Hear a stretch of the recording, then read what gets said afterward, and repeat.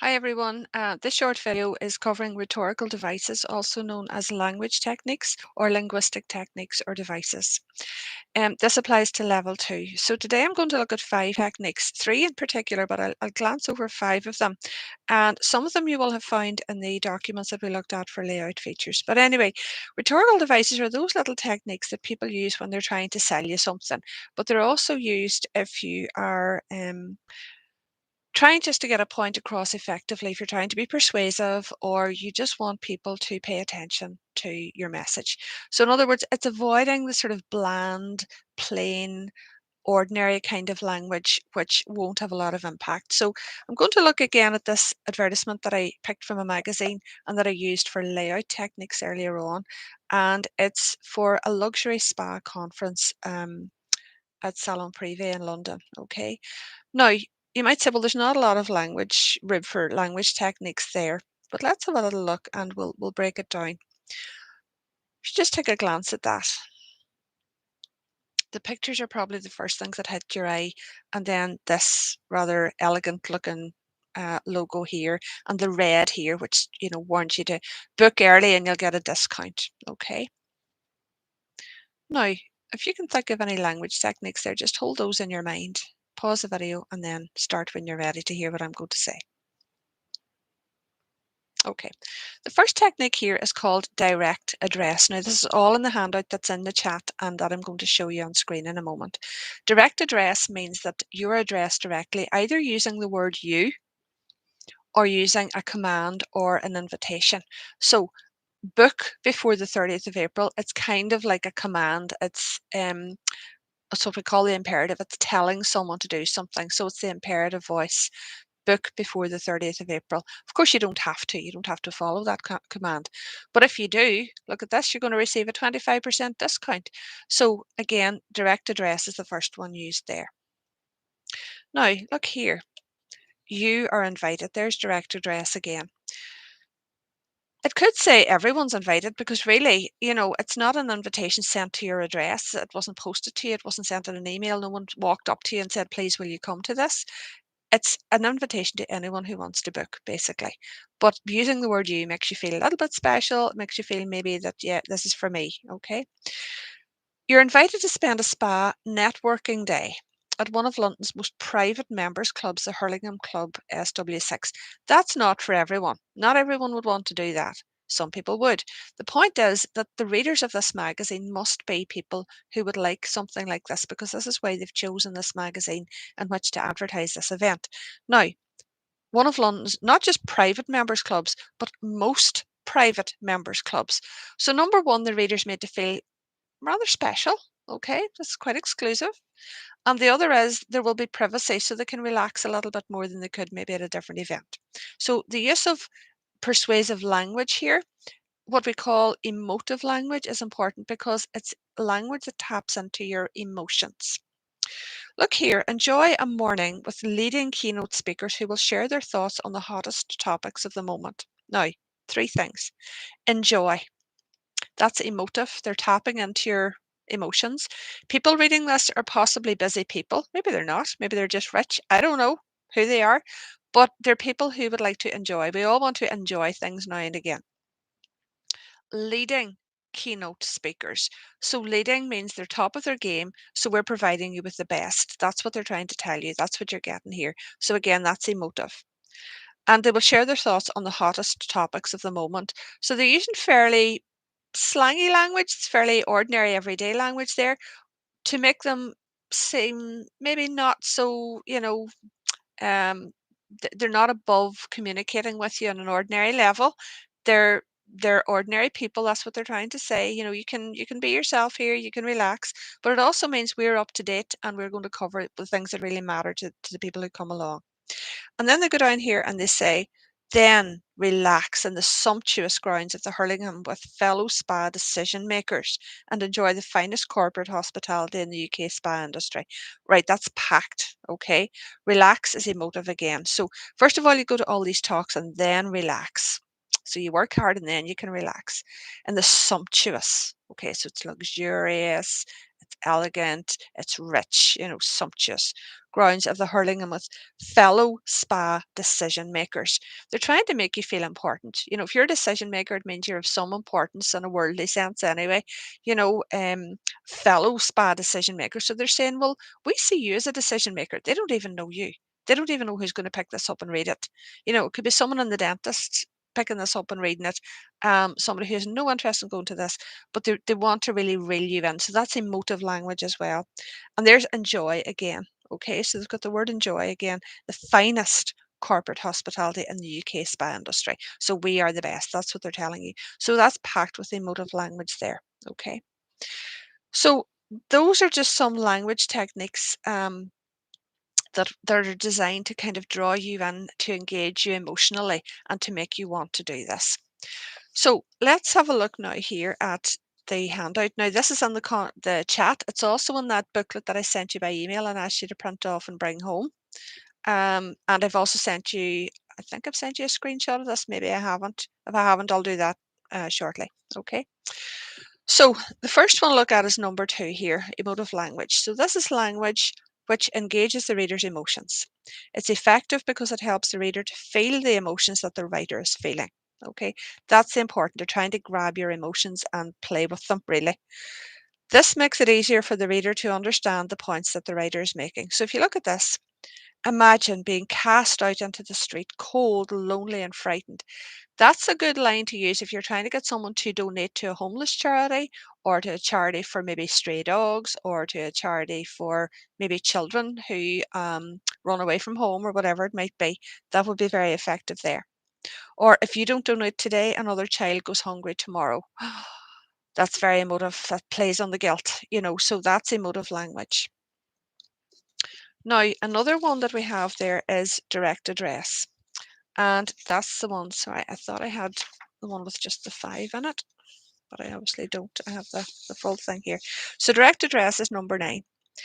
Using you or we in your writing or speech. Okay, we not so much, so ignore that for now. It's effective though because it helps the reader or the listener to feel that you are talking directly to them. And if you're asked in an exam to identify an example of rhetorical language or rhetorical device, you can write direct address. And if you have to say, why is it effective? This is what you can say, because it helps the reader or listener to feel that you're talking directly to them. Okay. They're more likely to pay attention and to take your message seriously. Direct address also includes the imperative, which is what I mentioned up here. Okay, this was the imperative, right? Book, receive. All right. So the imperative is, for example, post the form today. Don't forget your postcode. Tell us, oh, that's a mistake. That should say, let us know why we should employ you, or tell us why we should employ you. So it's when you tell someone what to do. Okay. So it's using you, or it's using a form of the verb that is like a command or a request or an invitation. Okay. Now, another one that's very, very effective is hyperbole. So think of the word hyper. If you say that a child is hyper, what do you mean? It means that they've got a wee bit more energy than you would really like. It's a child that's running rings around the room and they won't stop, and you're watching Granny's vase on the table, and you're sort of not sure what state the cat's going to be in by the time they leave. So that's hyper. Okay. So hyperbole is how you say this. Hyperbole means exaggeration for effect. So you exaggerate something. So if you say the whole country is holding its breath, so something huge is going to happen. Maybe it's, I don't know, a big election or something like that. And everybody's waiting to see what the outcome's going to be. The whole country's holding its breath. Of course they're not. Of course they're not, literally. But it's exaggerating for effect. This one here, Garfield, I told you 100 times to clean up your room. Nah, you probably didn't. You might have said it 3 or 4, or maybe 5 times, but not 100. It's exaggeration for effect. I could eat a horse. Probably not, unless it's made of chocolate or something. You're not going to eat a horse. You might even eat a bit of a horse, but you're trying to say that you're very, very hungry. So that's hyperbole. Okay, another one I want to look at is rhetorical question. We all know this. We all know this one. Okay, there's a lovely wee cartoon here if you can see it, if you want to take a wee look at it. And Garfield, how's it going today? How's it going tonight, folks? Feeling good. So he's coming out here as a comedy act or something. Normally, when you say to somebody, how's it going, you don't really expect them to stop and tell you their life story. Okay, unless you actually say, "Oh, John, it's been a long time since I've seen you. Tell me how you're getting on. How are things?" Right? But if you just say, "How's it going?" That's a greeting we use often in Derry. "How's it going?" And it just means hello, hello. That's all it means. Garfield's getting, "Oh, so, I've got this problem, da da da da da," and then he says, "It was a rhetorical question." Okay. So a rhetorical question is one that doesn't need an answer. It's often used at the start of a speech or a piece of writing. It's a really good way to open an article because it gets the reader's attention. It's effective because it makes the reader think about the topic that you've written about. Okay.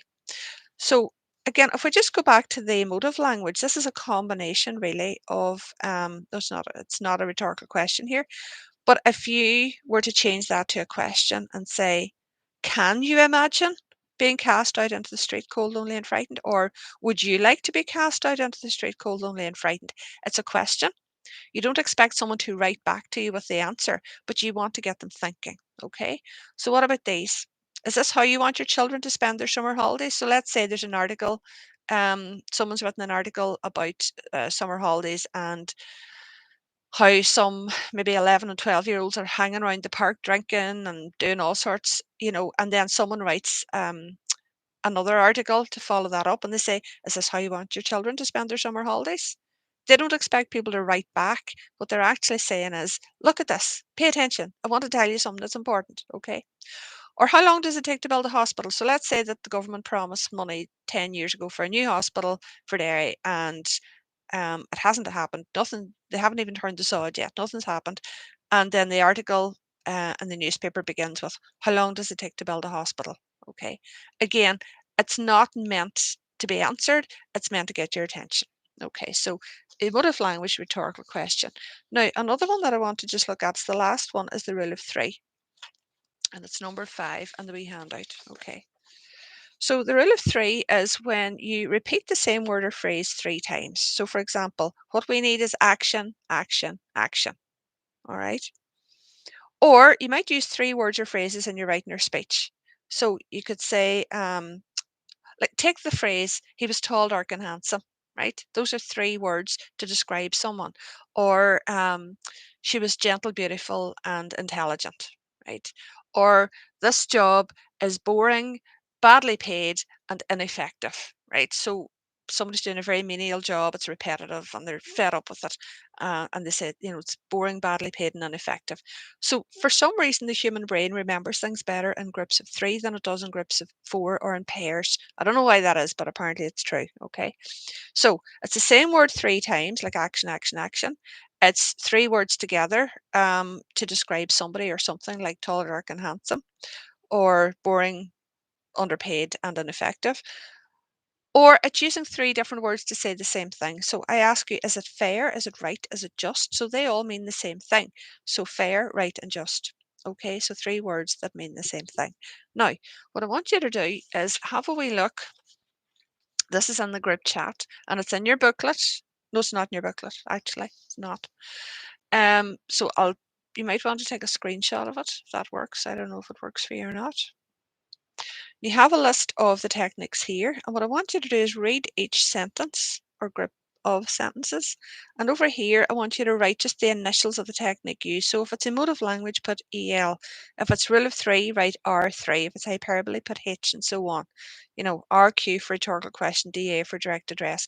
Now, some of these will feature 2 or 3 or 4 techniques. So identify as many as you can, and then we'll look at them together. Okay. So just to recap then, emotive language means language that the writer uses to engage the reader's emotions. A rhetorical question is one that doesn't require an answer, it's simply used as a hook to attract the reader's attention. The rule of three is one where either you repeat the same word or phrase 3 times, or you use 3 different words or phrases to describe a person or a thing, or you use 3 different words that mean the same thing. Hyperbole is exaggeration for effect, like "I could eat a horse." And direct address is either using the word "you" or using the imperative, which is like a command or a request, like fill in the form, send back the paper, apply today. Okay, so if we just get to grips with those 3 today, that'll be enough.